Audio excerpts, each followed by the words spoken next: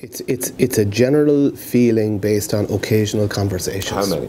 No, I haven't kept a list. I haven't kept a list, and sometimes it's. But are we talking between 5 and 10? Are we talking 15 to 20? Look, I would guess. I haven't spoken to most politicians, but I would guess that most politicians will vote against this. Really? Yeah, I would guess that a majority of Fianna Fáil TDs, a majority of Fine Gael TDs, and I'd say at least 40% of Labour TDs will vote against this, and probably half Sinn Féin TDs will vote against it. Nobody will ever know. Don't their constituents deserve to know this? Oh well, I'd agree with you. And, so why don't you name some of them? And by their fruits you'll know them. See how many of them come out and actively canvass during the. You know, I may be wrong. Maybe 2/3 will come out and actively canvass. Some of them there now, mate.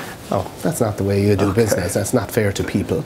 But I think it's enough to say that, truthfully, I believe there is a silent dissent, and much more among ordinary punters than with the political establishment. Because there's people who know from their own lives that their father and mother in their life made a difference to them, and not just because it was two as opposed to one. And I say this, by the way, Hugh, with complete respect for single people bringing up families, widows and widowers, single parents, and for those same-sex couples who are parenting one or other person's biological child. I'm in favour of giving extra support to those families where their particular circumstances need it.